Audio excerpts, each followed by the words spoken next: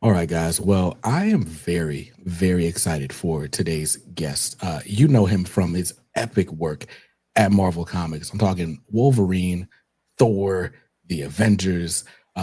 More recently, he's had like what almost feels like a breakout year, which is crazy to say about someone who's been in the industry for as long as you have. But we've got Absolute Superman, Teenage Mutant Ninja Turtles, Bug Wars, and now here to talk to me about Thundarr the Barbarian coming very soon from my friends at Dynamite Entertainment is the one and only Mr. Jason Aaron. How are you today, sir? I'm good. How are you? I'm doing well, doing well. I can't complain at all. So I want to dive right in because I'm relatively new to comics. I guess I should stop Oh, saying cool. it's been about 5 years that I've been reading comics. And when I got in, there's all the YouTubers and all the commentators who were like telling you, okay, here are the must read stories. And your name came up so often, especially at Marvel, like, oh, you got to read Thor, you got to read Wolverine. You were writing the Avengers when I started reading comics, but it was like midway through the run. So I didn't want to jump in the middle. So this year really was the first year I got to experience your work coming out monthly. And it was really fun. I have to tell you, you wrote my favorite book this year, which was the Ninja Turtles. Every Oh, cool. month, Cool. every Okay. month that book comes out or came out was the best book of the month for me. Um, I guess specifically what I love about that run was just how well all of the sort of internal voices were handled. We spent a lot of time in each turtle's head. They're kind of coming from different parts of the world, trying to get that old thing back. Like we know Right. that after the previous era that we kind of want some sort of a return to form, but it wasn't done in like a hand waving way. We really spent the whole year kind of dealing with the different traumas and just the barriers to them really acting and behaving as true brothers in the wake of so much loss in their past. And I just thought every time they did or said something, I was like, yeah, that tracks. That totally makes sense for them. So Cool. Yeah. The thanks. Yeah. The whole run was fun. I mean, I got to work with an incredible group of artists over the course of that. Most recently, one Ferreira who was doing just completely killer work. And yeah, I think team books are hard. It's hard to juggle that many different personalities and figure out how to give everybody their moment. But I love writing families, and Turtles is both of those. So I love writing. I love writing first person narration and doing kind of character focused issues. I think I'm a better character writer than I am like a plot writer.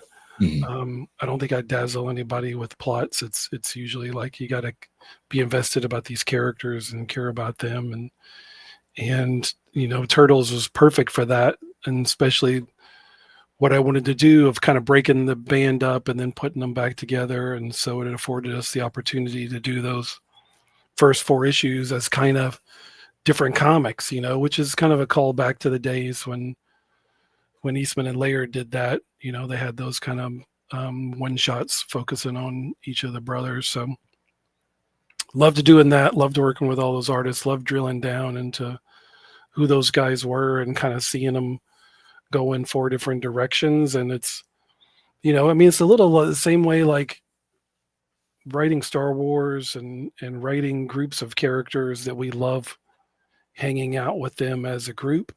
mhm, They kind of don't always love hanging out with each other, right? Like part of the fun is watching how they bump against each other and grind on each other's nerves and yell and scream at each other. And part for the turtles, like kind of one of the main points of my run was like um I compared it to kind of the Rolling Stones.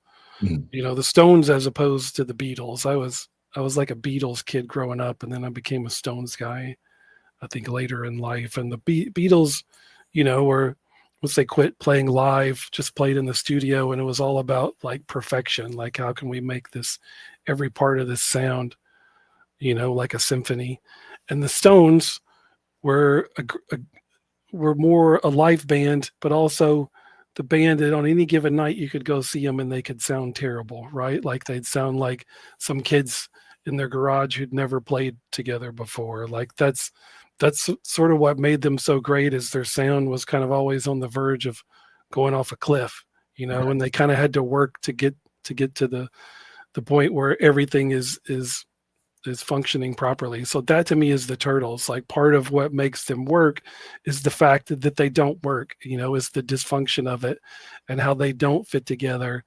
Like that's when they kind of do their best work. And part of the story was then kind of coming to understand that, of like, even as they get older and change, the pieces don't have to fit together perfectly. It's, they never have, they never will. Like them bumping elbows against each other is what makes them so dynamic a force. For sure. Yeah, I really enjoy the friction between them. And again, like I said, like we know they're gonna work together because they're brothers. And it's like that's how family works. Like I might not always like my brother, but you better not come against my brother. Like that's just Right. don't do that, Right. Oh yeah, exactly. I can talk crap about him, but you can't. Right, right. So I really love that aspect of them, but also of your run. Now I'm curious because we've got issue 12 just came out a couple weeks ago.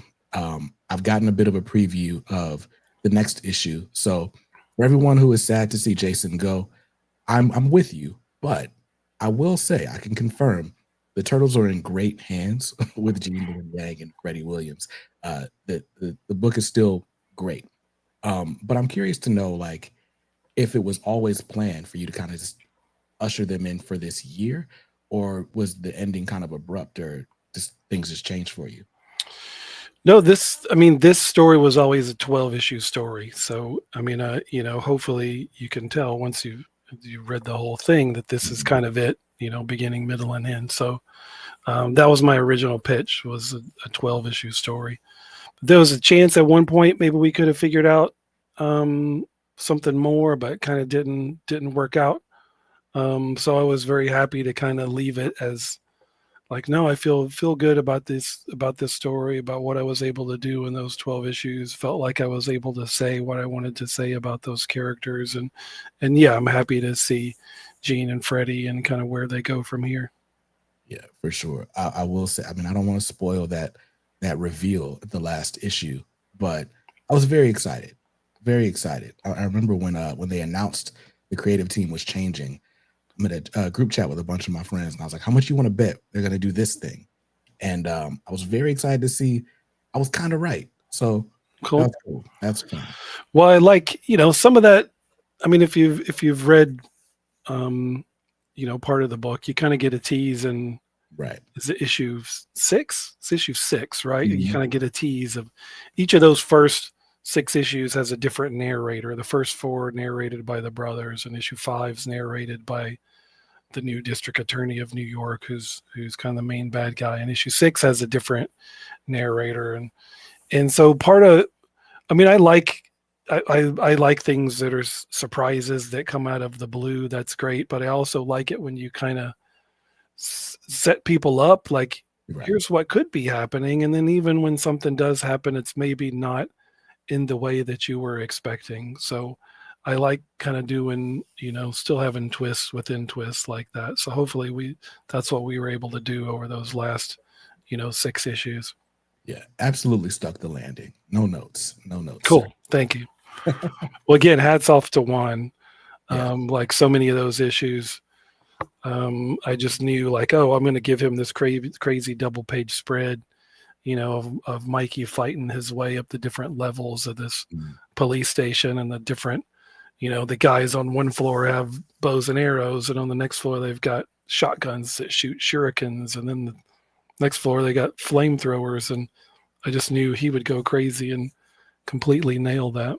Yeah, it's such a rad book. Like, and you're right. The way he used just the page layouts and how he would break panels and just kind of break the way you read comics, where every part of it is the composition. Right. It's amazing. Yeah, and I think, to me that was a part of kind of Turtles history. Like I thought that I have a lot of love for that original Mirage Studios book, and there's so much of it where, there's a lot of big double page spreads and big action scenes, fight scenes. So we tried to lean into that as much as we could. And I love, I mean, I'm a kid of the '80s, so I loved the era of bad ninja movies, and I grew up loving Jackie Chan and Hong Kong action movies. So I definitely wanted to put as much of my love of like martial arts stories in there as I could too. Nice. Yeah, I'm a 90s baby. And the Ninja Turtles is like my first fandom that I can remember. Like back Oh when, yeah. Your fan club membership card was your TMNT undies. And I was proud citizen. But Do you still have those? nah, I don't still have them. Although they make them in adult sizes now, which is Oh crazy. yeah, sure. Well, you can restock. I could get restock. I don't know if my wife would like that. Just for when you're out of town. Right. I'll wear them to Comic-Con. All right. But yeah, so hats off. I really enjoyed that run. And I'm excited. I don't know how they're collecting the second volume. I got the cool hardcover for volume 1. I don't think the second volume solicited anymore. I don't know if it has been yet. Yeah, I mean, for that first trade, there was, a trade paperback, a hardcover, I think another kind of hardcover, a big inked version of like in black and white. Yeah. So I don't know what all they're doing for volume 2. And then I'm pretty sure after that, there'll be a collection of kind of all 12 issues together. So I think you'll have your pick of whatever form you want to read the issue in. Yeah, I'm hoping they collect all of that and the Casey Jones miniseries, which is still ongoing at the moment. So that'll be fun. But yeah, so you've had that going this past year, and then another big project you've had was Absolute Superman. Now I'm curious because again, a lot of people know you for your Marvel work and Star Wars and all these things where it's like you're taking these characters that people have known, but you kind of get to put your own stamp on them, especially with like how long you got to spend with each of those characters and worlds, right? With something like the Absolute Universe, it's a brand new, it's a reimagining, and not a lot of people get to reimagine Superman. There's, right. You kind of pick up and carry the baton a little bit further, but you get this really interesting sort of clean slate with Superman. And I'm curious to know, like, what, with that being the plate that's set in front of you, what's important to keep, and what were you excited about sort of reinventing or reimagining for the run? Yeah, I mean, I don't know that there's a simple answer to that. I mean, that was it was important to me to not just look at it as like, okay, I'm just trying to do a dark, edgy take on Superman. I mean, I think so much of what's in the book, despite how much we change, so much of the heart of it is rooted in who that character was to Siegel and Schuster, in 1938. And like, to me, one of the key parts of it were those guys were the sons of immigrants, and they were writing Superman as this kind of idealized immigrant story. He's kind of Moses put in the basket and sent down the river, and he comes here and has this very lovely Midwestern upbringing in Kansas, and then goes to the big city and becomes the world's greatest hero. And so I was just trying to look at that from a modern perspective, and I think some of it, if you're leaning into this is at the heart of it is an immigrant story that that becomes like a harder journey for that character in 2025 even than it was in the 1930s. So I wanted every part of Superman's journey to be more difficult and challenging and traumatic for him, which which only makes it to me like more heartwarming when he still comes out of that as the hero that we know, right? When it has so many points along his journey when he could not become that guy, when he could go a very different direction, where he could be filled with hate and resentment of this planet that he's stuck on. And we see him struggle with that. We see him struggle with his anger over what happened to Krypton, over what life was like on Krypton, and what happened to it, and what his life has been like here. Every part of that journey is difficult for him. But I think the heart of it is the same. The heart of what he fights for is the same. We just shifted some of the pieces around. Instead of getting that idyllic rural upbringing in Kansas, he had that on Krypton. I loved like the transplanting that to kind of the Kryptonian countryside and giving him that kind of relationship with his parents.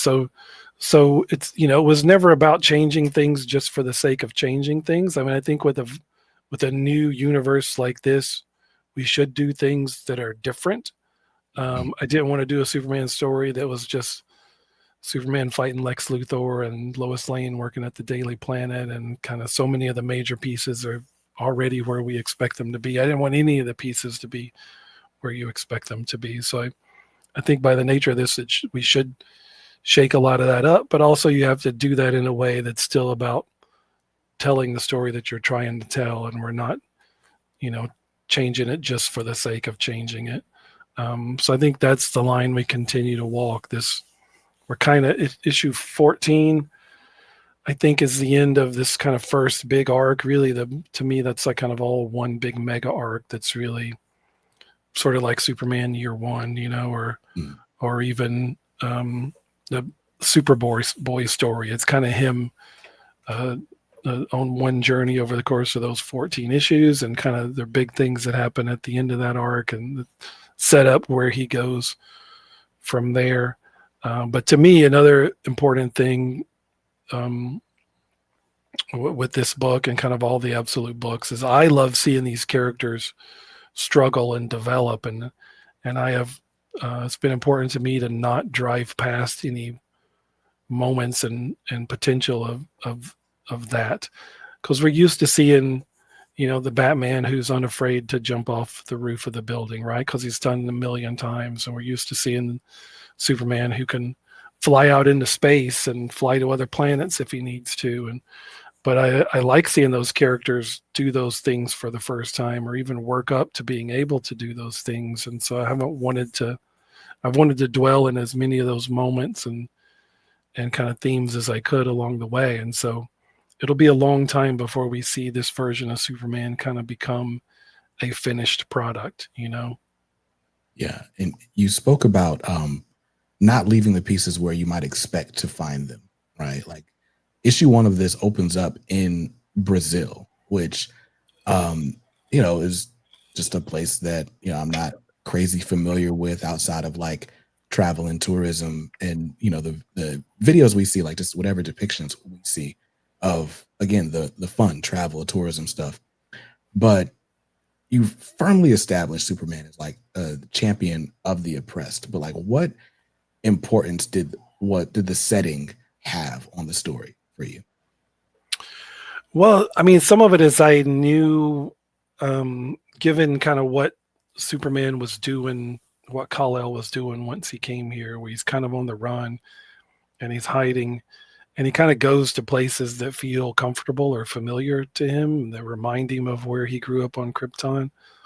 So his dad was a miner, that was kind of an important piece of his legacy on Krypton. Is he's lived the suit, the rocket ship that he came in, the suit he's wearing is literally made from the crystals that his dad dug out of the ground and the dust of Krypton. And so I knew that first story he was going to be working in a mine, and we see how he's been doing this all over the world, where he pops into places and kind of trying to hide, but then also can't help but try to help the people around him, which usually gets him into trouble, and then he has to leave and run to some other spot on the other side of the planet. So I wanted to show, again, that he's doing all that, and also that this guy is, he's not just spending his time in the Midwestern United States. Like, this dude has seen, even within the 5 years that he's been here, when Absolute Superman #1 starts, he's seen more of our planet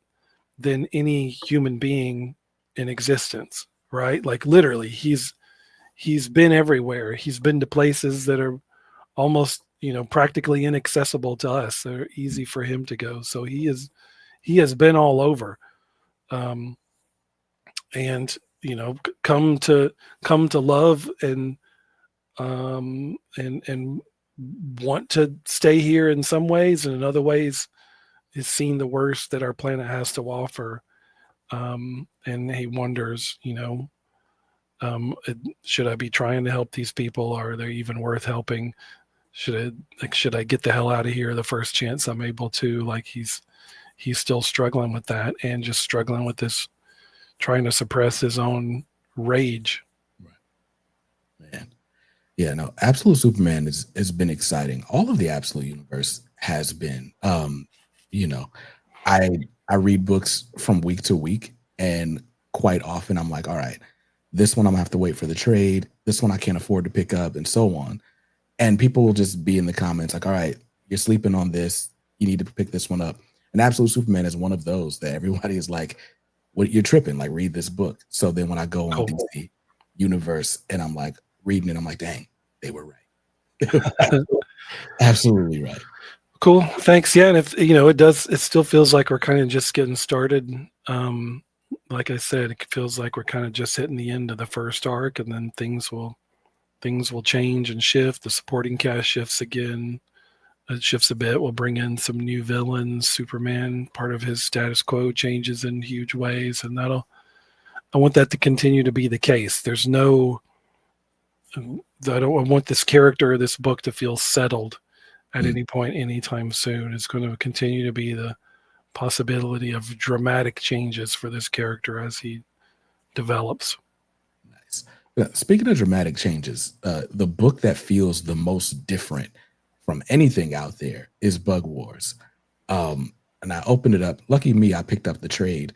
And so we've got this. I'm hooked off of this intro. One right here. Oh, nice. I'm hooked off the intro from an entomologist from NC State University, which is my mother's alma mater. Cool. But also he's a YouTuber. So I was like, oh, that's cool. Yeah. So yeah, Dr. Adrian Smith. He's like a bug influencer, basically. He's got does great bug videos online, and has his own YouTube channel. And some of it's just him going in his backyard and kind of showing, this is what I found. Right. There are kids. I'm a youth minister, and there are definitely kids that need to see that channel. I know would be interested in that. So I gotta bookmark that for them. I'll be the hero on Sunday.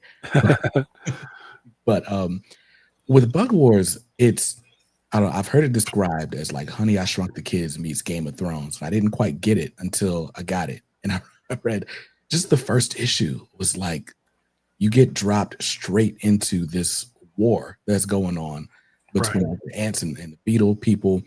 And then you kind of zoom out, go from the backyard into the house, and you meet this family, who's had this tragic event go on in their lives. And they're trying to sort of move on after tragedy. And, there's two brothers.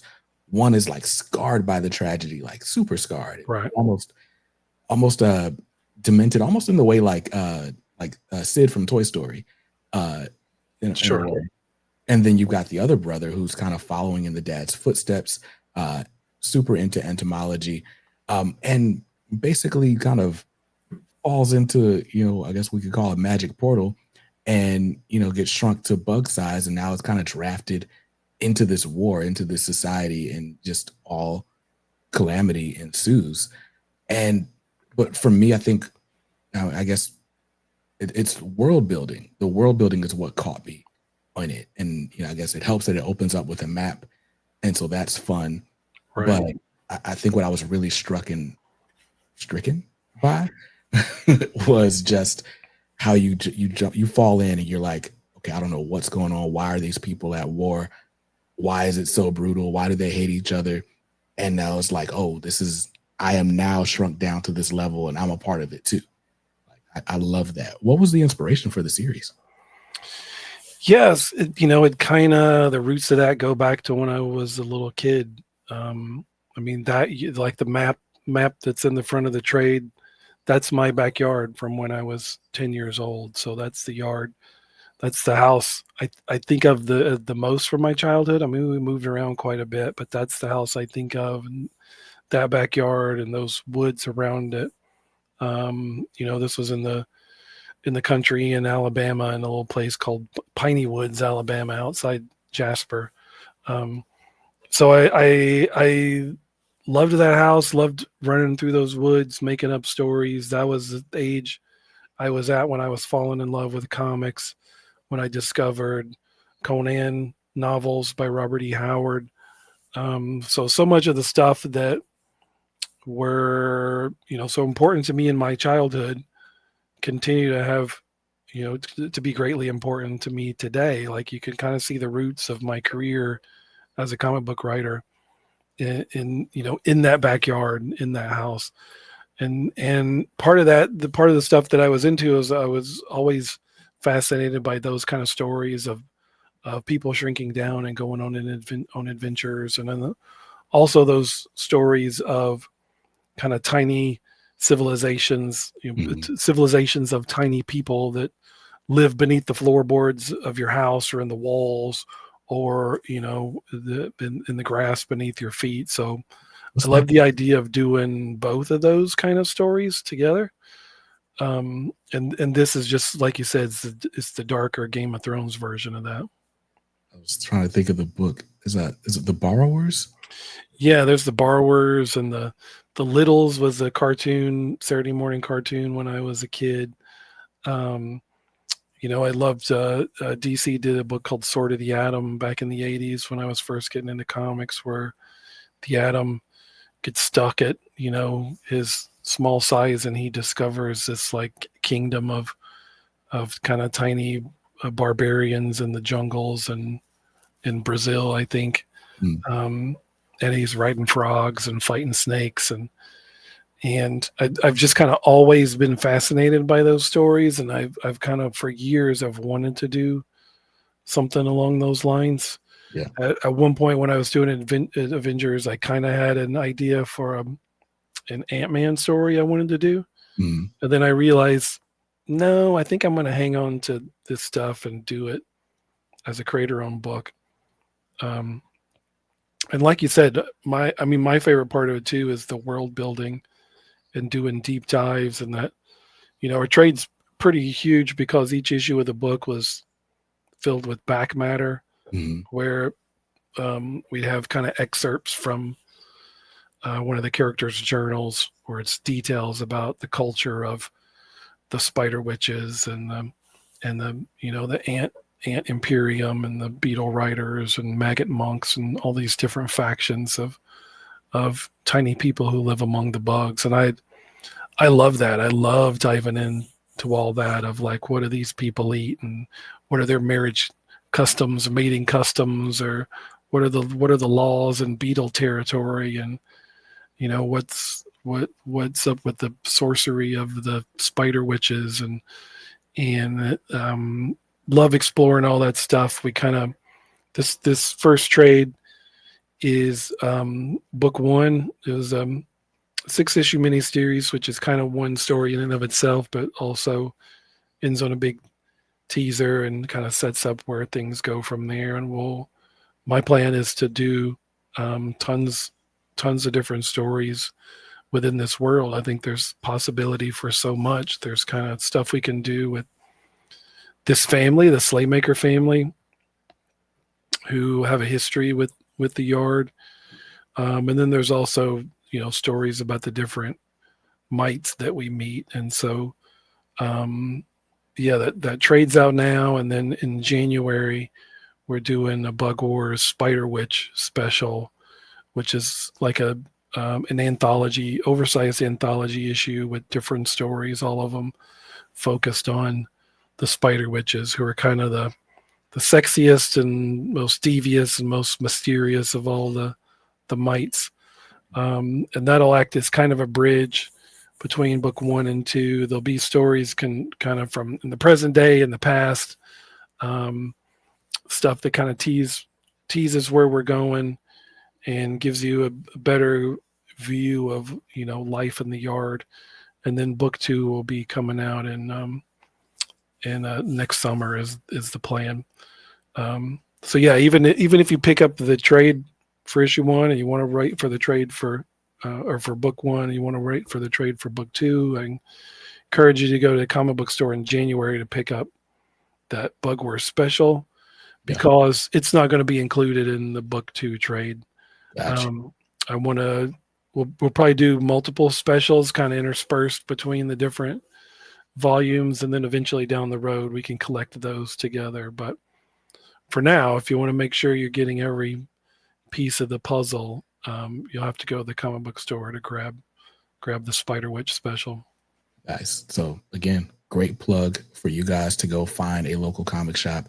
I think comicshoplocator.com is still a thing for now. I believe it is, yeah. Nice. And if you're in the Raleigh area like I am, you can visit Fight or Flight Comics inside the Triangle Town Center Mall. You don't got to go all the way upstairs to Barnes & Noble. The comic shop is better. Cool. So that's where you can pick up Spider Witch special. Now, you mentioned that this book has a sort of more decidedly mature Game of Thrones dark side of kind of tint to it. Right. Why was that? You know, I like I said, I liked the idea of this setup. It sounds like on paper this would be a kid's story. You know, this sounds like, oh, is this Honey, I Shrunk the Kids? But I wanted to do a dark fantasy story, so I like, you know, the like flipping your expectations of that. This is kind of, you know, I'm doing with this with Mahmoud Asrar, who's an amazing artist, and he and I worked together for couple years at Marvel on Conan stories. We did Conan the Barbarian and King Conan, and loved doing that. You know, it was a Marvel book, so there were always kind of restrictions we had to work within in terms of violence and subject matter. And part of us, you know, after we were finishing that up, I talked to him and said, like, why don't we do our own fantasy story?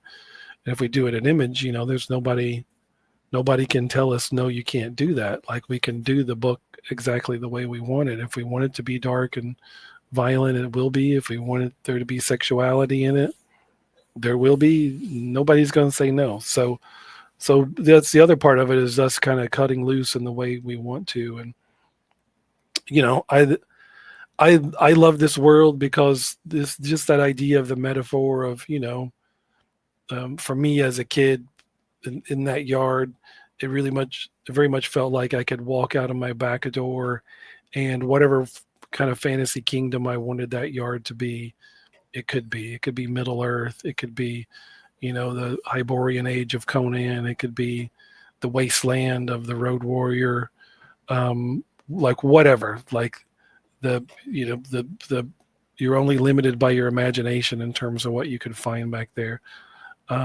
But I also like looking at it, you know, now I'm not a kid anymore and still doing the kind of dark and scary version of that. And this is, you know, the story of Slade, who's the main character, is one of those kind of kid having to grow up quickly, you know, to survive this, and, you know, really at the end of the day, save his family. Right.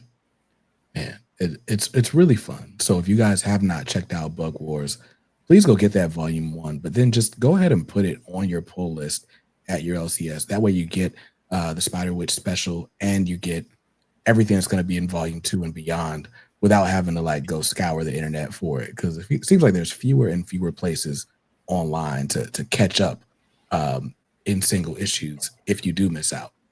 Sure. Yeah, just tell your LCS you want anything Bug Wars, because we'll be, you know, it'll be numbered. We're not numbering it like an ongoing series. Yeah. We'll be doing it as a kind of a series of one shots and minis. So that's our plan. Nice. So, you know, you unlocked a core memory in my head. You're talking about, you know, just all the little shows where it's like there's little people and small civilizations, and that reminded me of when I was a kid. Cartoon Network did like a big primetime airing of the Fleischer Studios Gulliver's Travels. Oh yeah, and I don't think I've ever seen that. Yeah, it's really fun. Like, it's just, I don't know, big dude gets tied down by little tiny people, and they're attacking him. Kind of like, it's a vague memory. What I Yeah. remember most about it is the commercial for it. Mhm. Like they were just Gulliver's Travel. So I just typed it in Google and it's just, I don't know if it'll take me too long to try to pull it up and show you. But Is this like from the 30s, like that yeah, kind of era of Fleischer 1939. Studios? Hmm. And so it's released by Paramount Pictures. But yeah, it's like, oh, that's crazy. Wikipedia just has the whole movie Oh, on on the Wikipedia page. So watch the whole hour feature film. oh yeah, I see that. Right. But Cool. I will definitely check that out. Like I've been devouring as part of my Bug Wars research, like look reading any kind of stories of people shrinking or groups of tiny people that I've never seen before because there's so many different versions of that over the eons. And yeah, I also part of working on Absolute Superman, like pulled out those Fleischer Studios Superman cartoons, which are still like have held up so well. Those um, cartoons are so incredibly gorgeous. I was watching The Iron Giant with my wife the other night. And even that, like being such a callback to that specific animation style, it's really cool. Yeah, sure. Great Superman callback too. Right. For sure.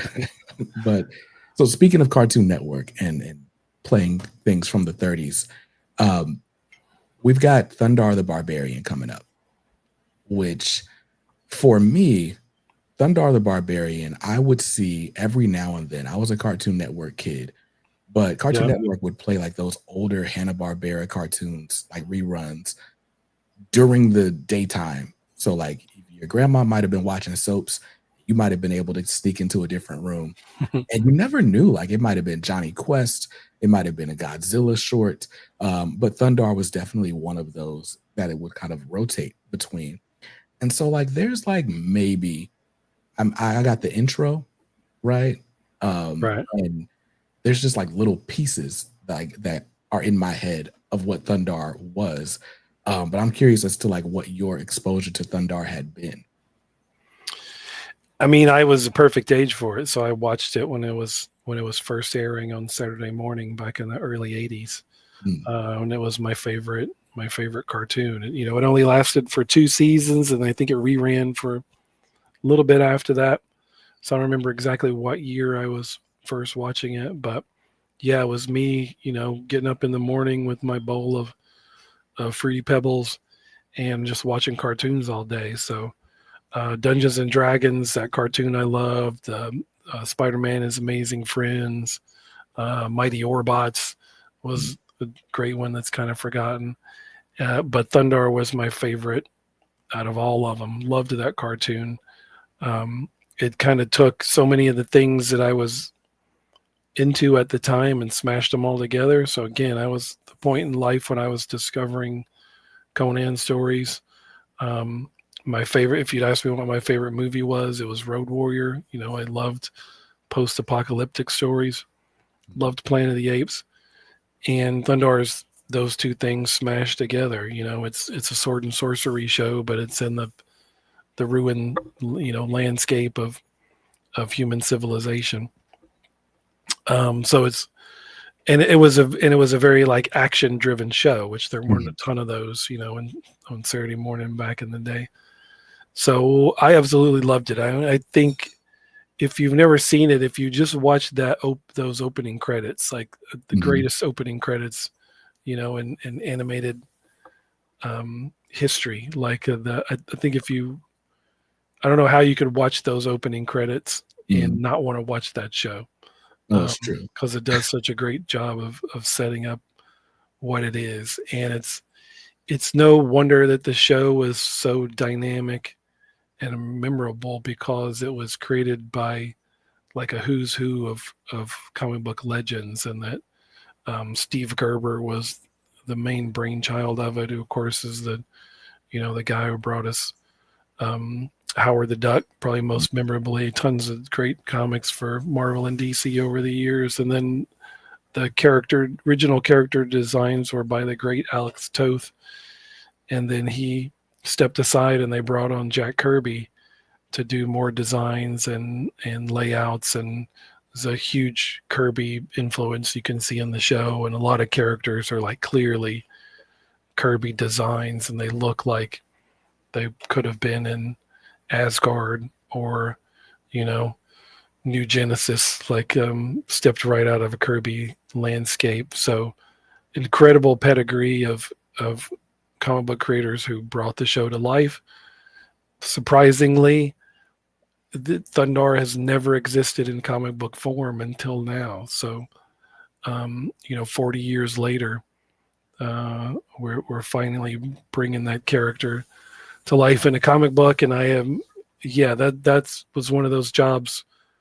I mean, I told Nick Barucci at Dynamite, who I've known for years, and he's, we've talked before about he's wanted me to do work for them, and it kind of never worked out. And now that they, Dynamite's been doing all these Hanna-Barbera books, which have all been great. Mm-hmm.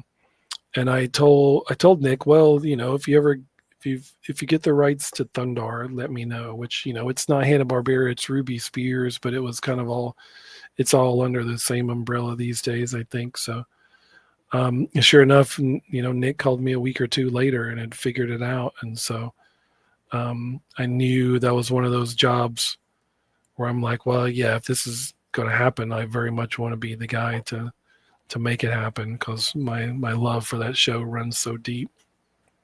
So with something like that, does it feel like pressure to be the first one bringing it into comics, or is it just like, I got a full sandbox and toy box full of toys to play with?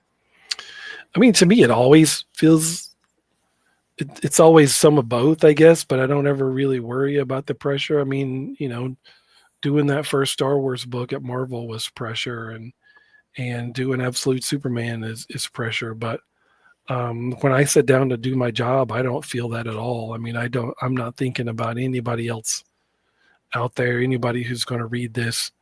I'm just thinking about what book do I want to see.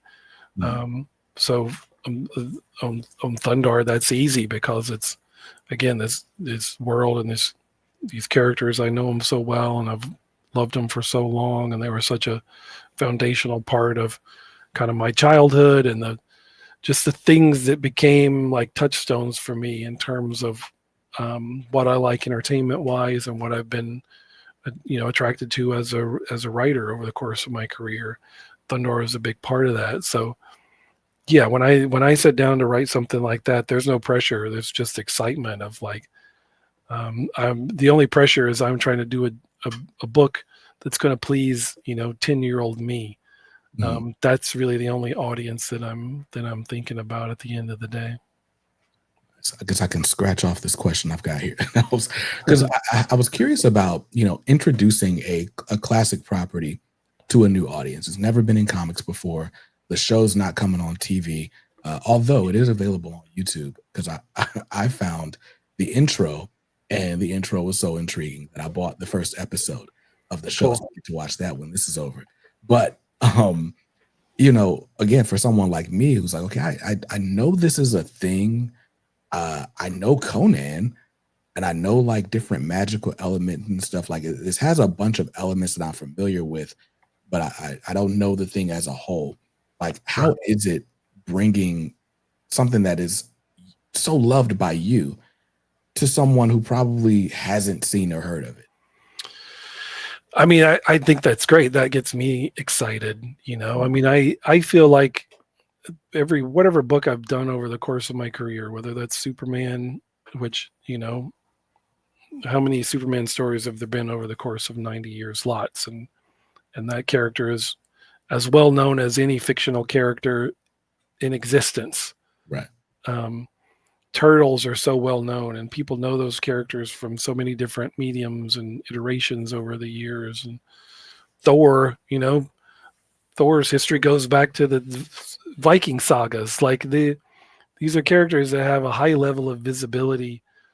And chances are, when you're doing a new comic book story with any of those characters, there are people who come to the table that already have a high level of investment.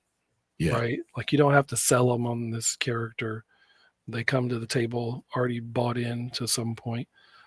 But I think you can't think about any of that stuff when you sit down to write a comic. You got to write it like somebody just woke up from a coma and they've never heard of Superman, and you hand them this comic, like everything they need to know needs to be on the page, like why they should be invested or excited, or why the hell they should care about this character. You have to show your work in the story. You got to make them want to come back for issue 2. So you can't just rely on, well, everybody comes to the table already 80% invested. I got to assume you're at 0%. Maybe you're even negative. Maybe you even don't like this character and I got to win you over.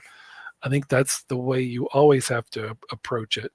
So, yeah, I'm a huge fan of this cartoon. I've watched all the episodes, grew up with them. I think there will be their references to or characters in this that'll pop up in this book that are references from specific episodes. So if you're a fan like me, you'll recognize these guys, these specific mutants, and these specific wizards, and maybe we reference specific episodes, and you'll get that. If you've never seen the show before, if you've never heard of it, I mean, I encourage you to go watch it. Like I said, at least those opening credits. But you can also be guaranteed we'll do our version of the opening credits in the book.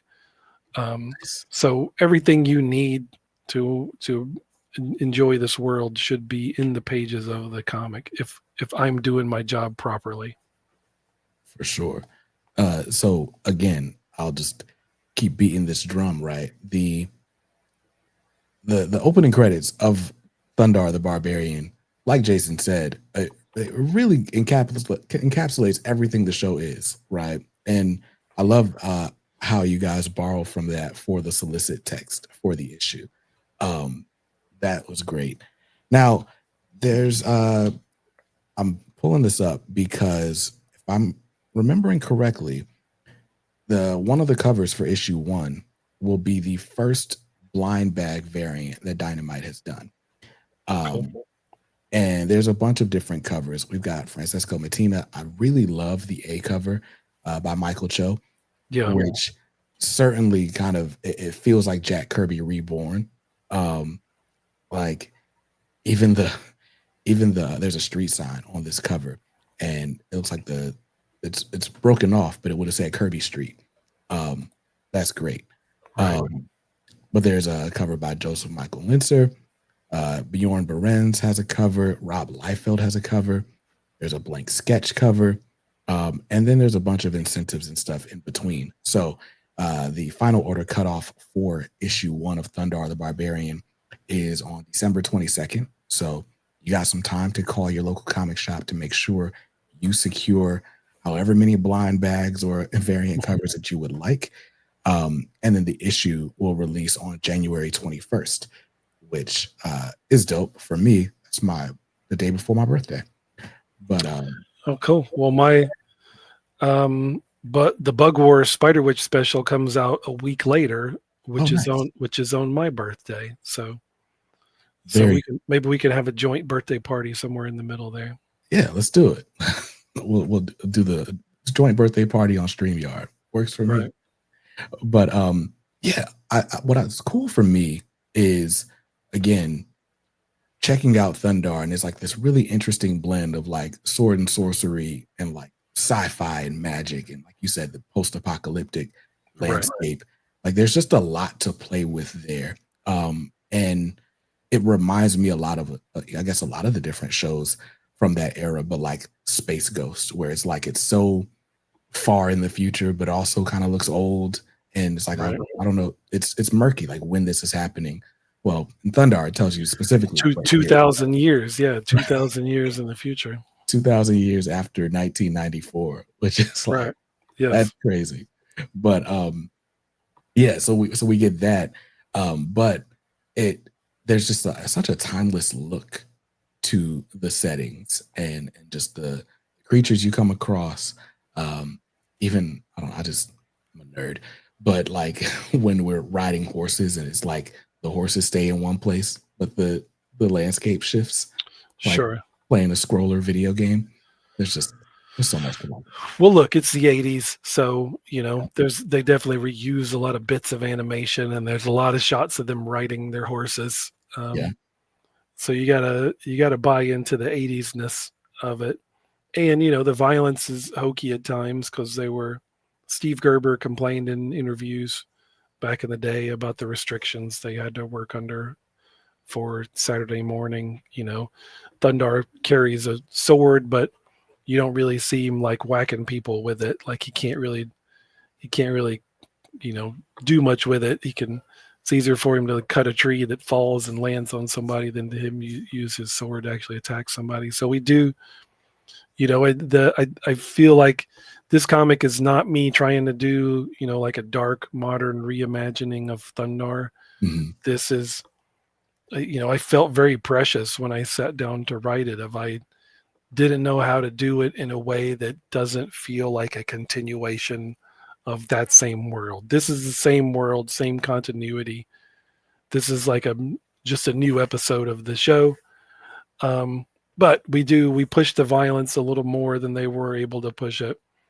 And we try to bring some more emotional weight to it as well, and kind of what the characters are going through, and then also kind of digging into their history a little bit and showing,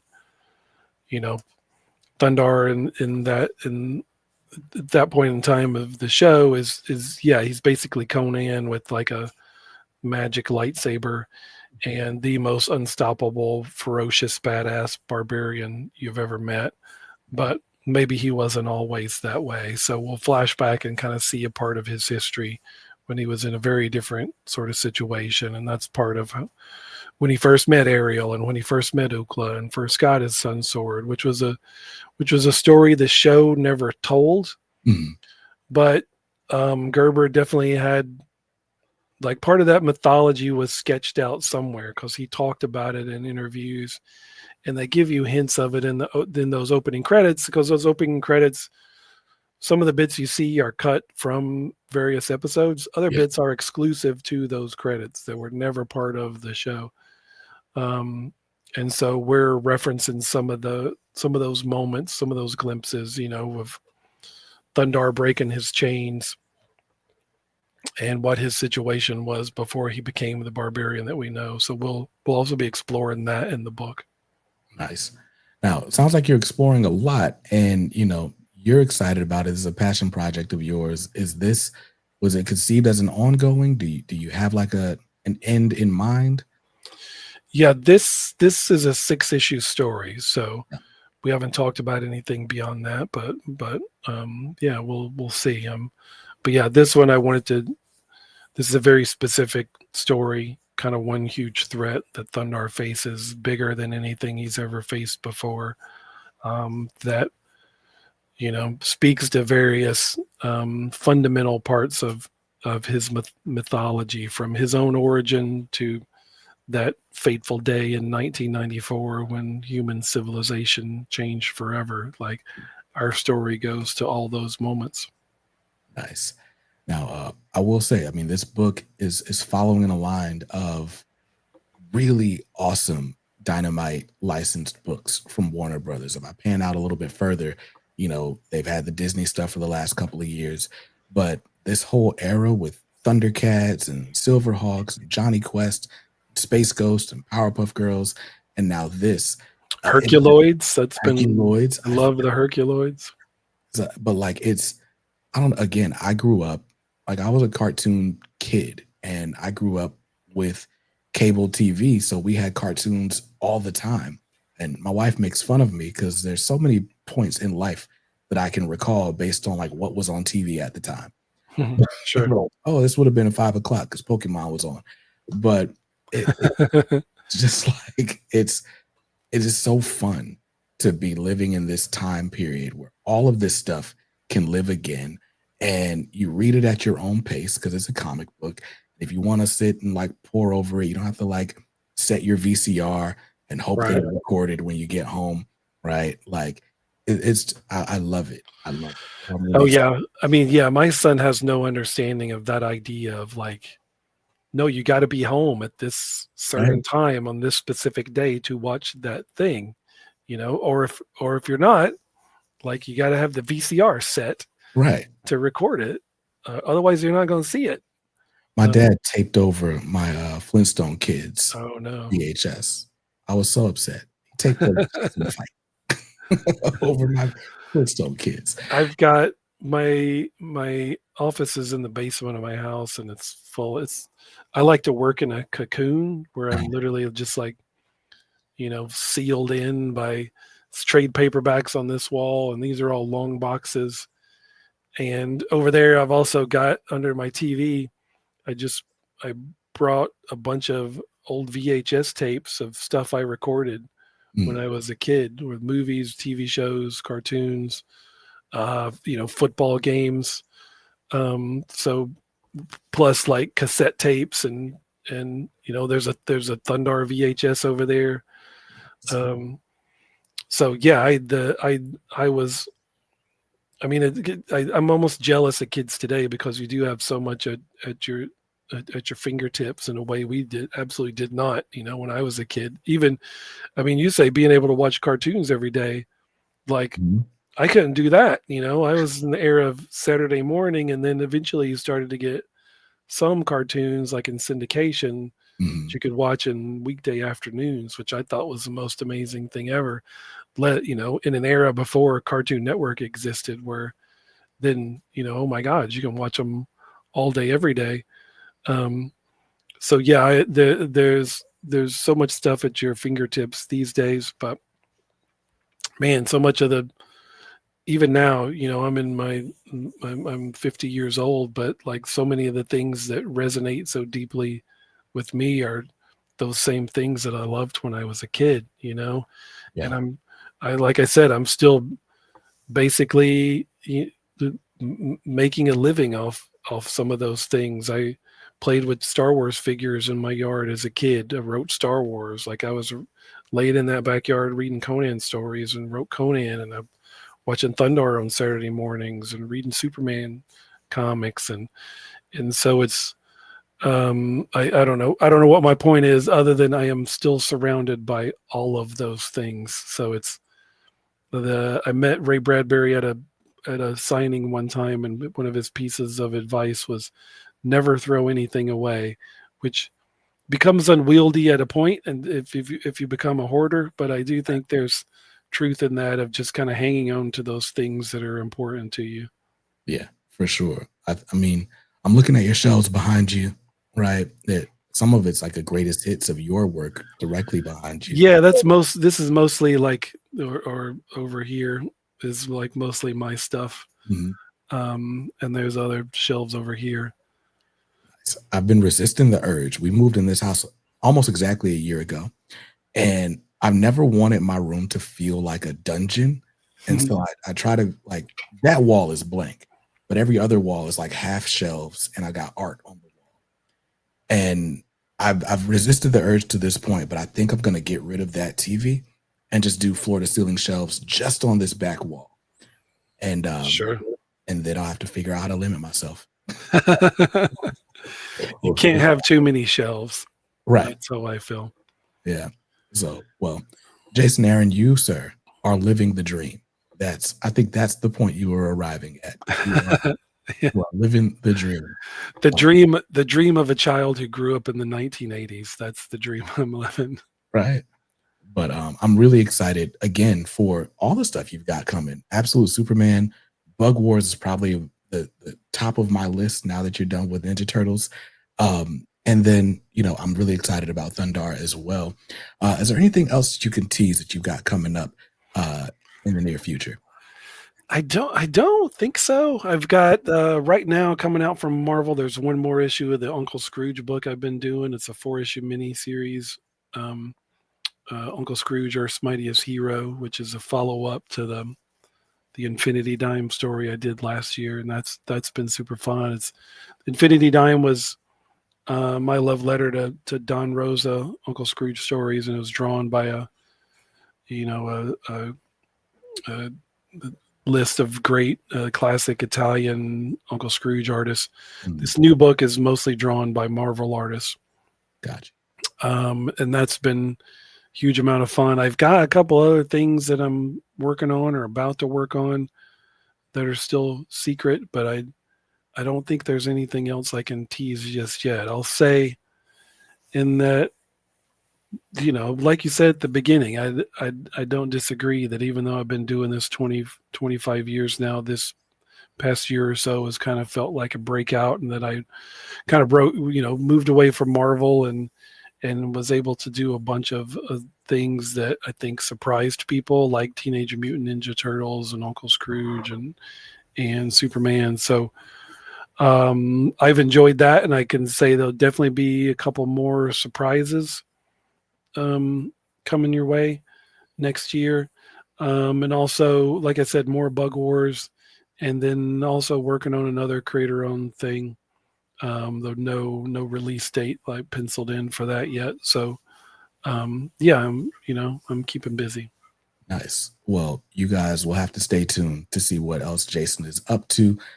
If they want to follow your story along with you, where can they find you? Can they follow you online anywhere? Yeah, the best place is my Substack newsletter.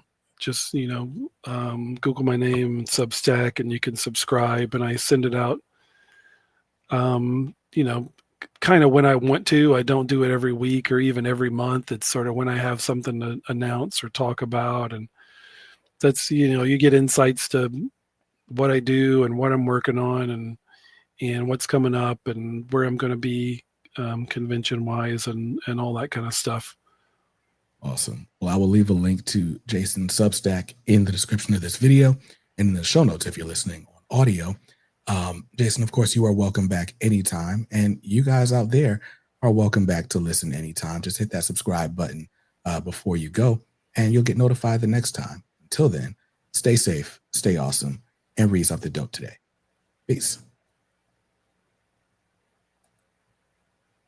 All right.